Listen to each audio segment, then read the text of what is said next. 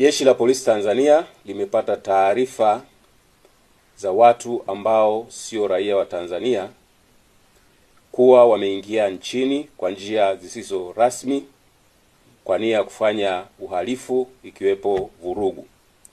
Watu hao wanajifanya kuwa wanafanya shughuli mbalimbali ikiwepo bodaboda.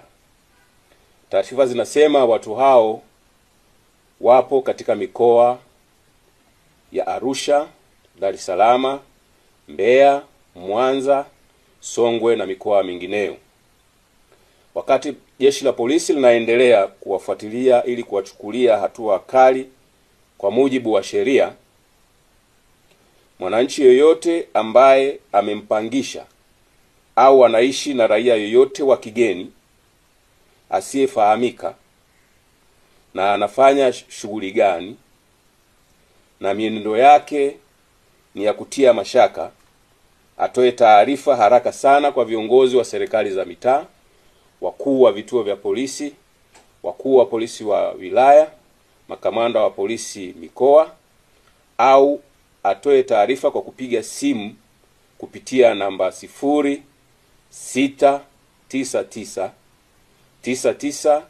0699998899.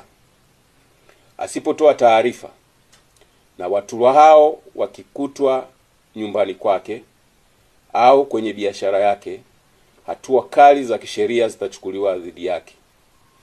Jeshi la polisi linaendelea kuhakikishia wananchi kuwa kwa kushirikiana na vyombo vingine vya ulinzi na usalama vinaendelea kuhakikisha taifa letu linaendelea kuwa salama na lenye amani.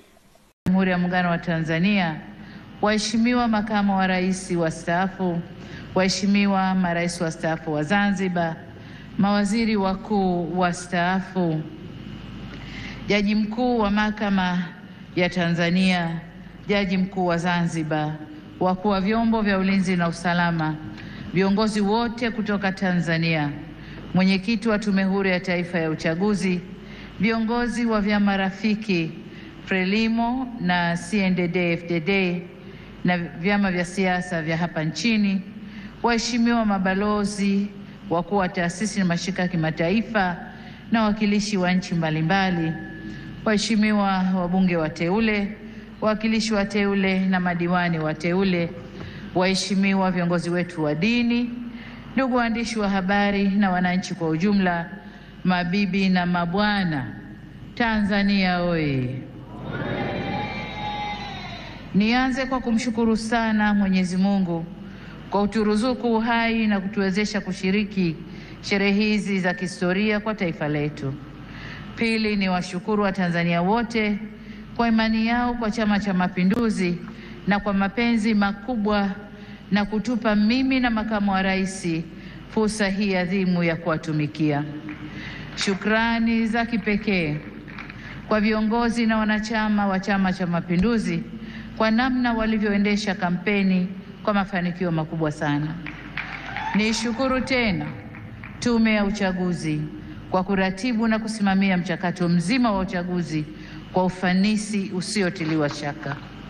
Ndugu viongozi na ndugu wananchi, katika uchaguzi huu tulikuwa wagombea 17 kutoka vyama mbalimbali vya siasa nchini tukiwania nafasi ya urais wa Jamhuri ya Muungano wa Tanzania. Napenda kuwashukuru sana wenzangu 16 ambao kwa hakika wameonyesha ukomavu wa kidemokrasia kwa kuendesha kampeni ambazo tulishindana kwa hoja na sote tulionyesha kuwa siasa sio vita. Tumemaliza vyema uchaguzi na kumpongeza aliyeshinda.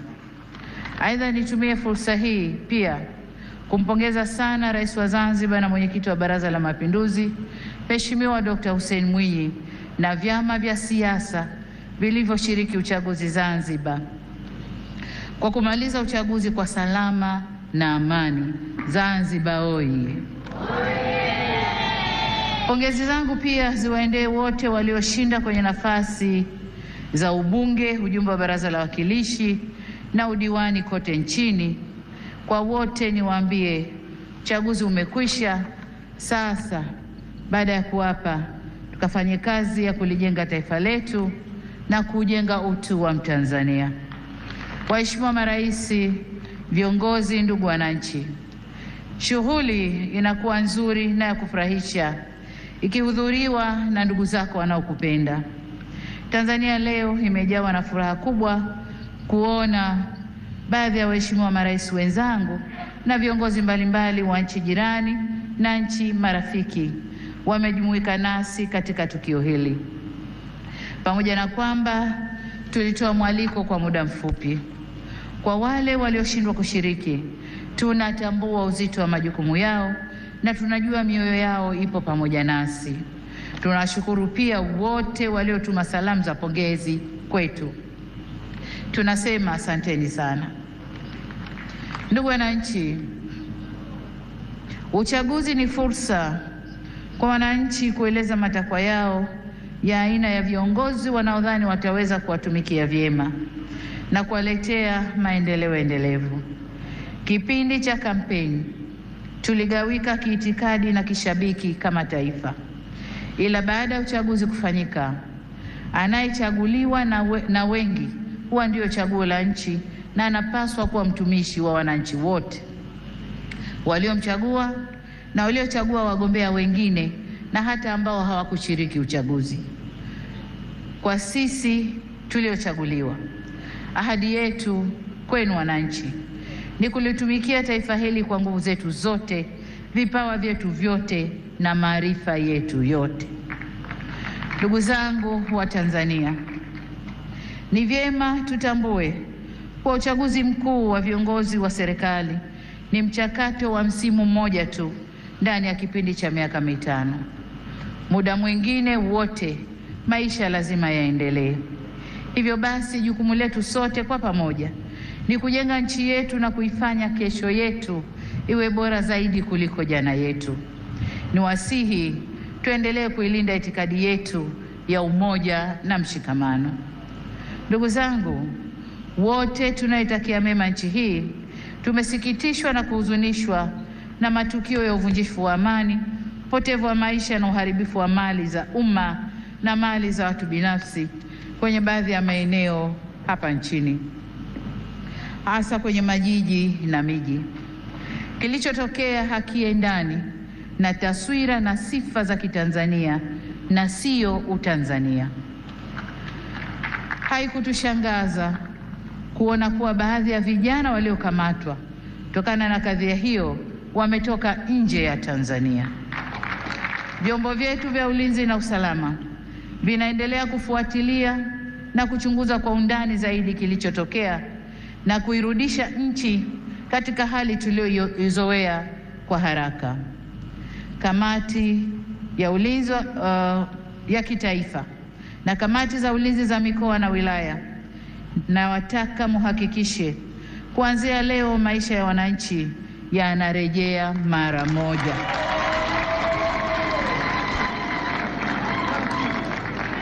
Amesema hapa Rais wa Zambia na Rais wa Burundi. Machafuko ndani ya nchi si mema, hayana bei, hayana thamani na si faida kwa yoyote yule. Kwa hiyo ndugu zangu, niwaombe sana tuzingatie umoja, amani na utulivu wa nchi yetu. Ndugu zangu, nitumie fursa hii kutoa onyo kama mama, kutoa onyo kwa wale wote waliochochea uvunjifu wa amani, na nawataka watambue kuwa vurugu na uvunjifu wa amani huishia kupimana nguvu na uwezo wa kujihami, ila mazungumzo huzaa mshikamano.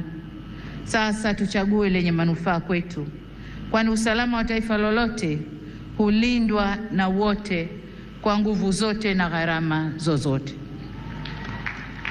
Ndugu viongozi na ndugu wananchi, kama kawaida kwa nchi zenye mfumo wa kidemokrasia hualika waangalizi wa uchaguzi kutoka jumuiya za kimataifa na kikanda kuja kushuhudia mchakato wa uchaguzi. Uwepo wao huongeza uhalali wa juhudi zetu za kuhakikisha uchaguzi unafanyika kwenye mazingira ya uwazi, haki, heshima na utawala wa sheria. Kwa muktadha huu, tunazishukuru jumuiya zote zilizoleta waangalizi wa uchaguzi. Kutoka Afrika, tulikuwa na waangalizi kutoka Umoja wa Afrika AU, Jumuiya ya Nchi za Maziwa Makuu ICGLR, Jumuiya ya Maendeleo ya Kusini mwa Afrika SADC na Jumuiya ya Afrika Mashariki EAC. Pamoja na hao, tulikuwa na wengine kutoka maeneo mbalimbali ulimwenguni. Makundi yote ya waangalizi yameshatoa taarifa za awali na tunawashukuru kwa kuwa nasi, na kwa heshima kubwa tumepokea maoni yao.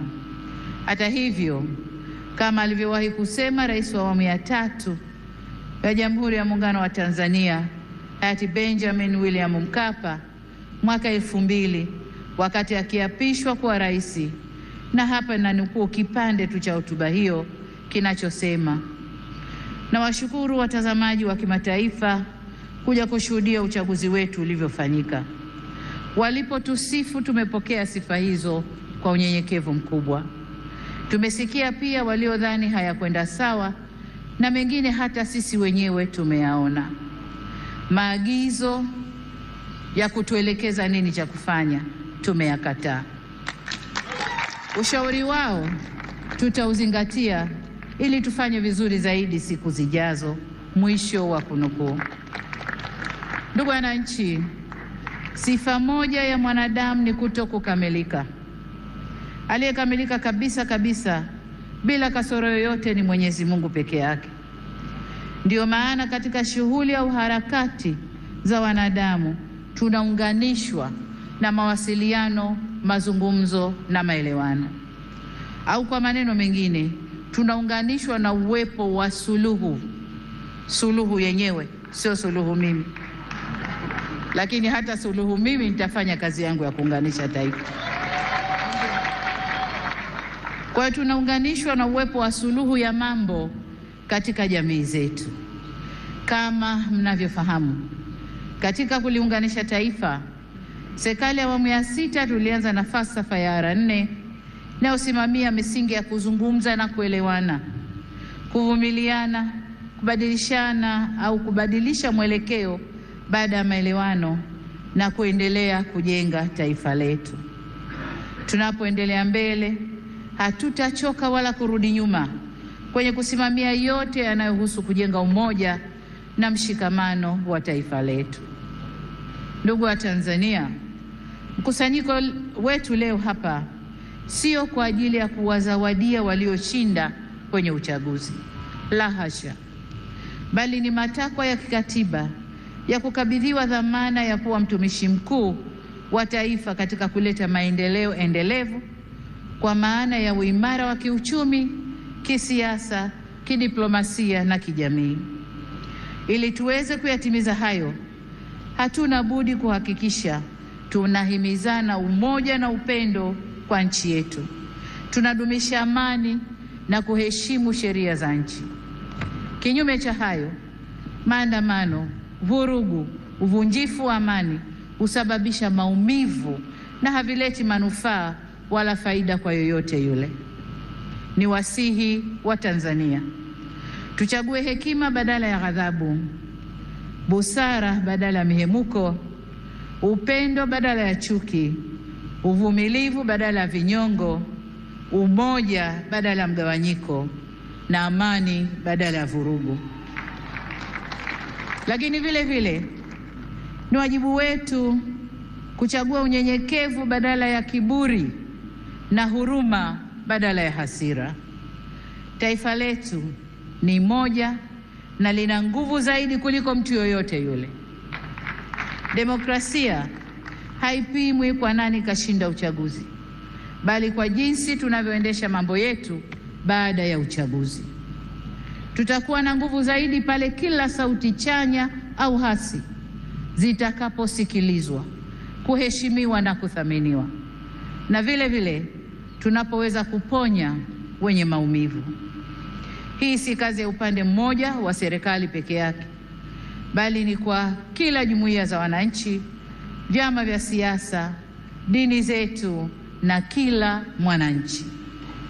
Na hapa nitumie fursa hii kuwashukuru kwa dhati ya moyo wangu viongozi wa dini waliohimiza amani na upendo katika kipindi chote cha kabla uchaguzi, wakati wa uchaguzi na sasa baada ya uchaguzi, wanavyoendelea kuhimiza amani na upendo.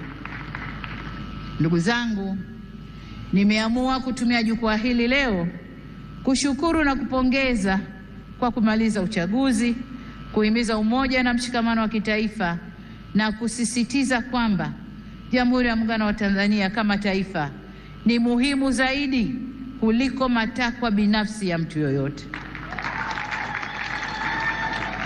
Masuala ya mwelekeo wa kazi za serikali kwa miaka 5 ijayo na ufafanuzi wa kina wa hatua zitakazochukuliwa kutekeleza dhana ya kazi na utu utatolewa katika hotuba ya uzinduzi wa Bunge la 13 la Jamhuri ya Muungano wa Tanzania.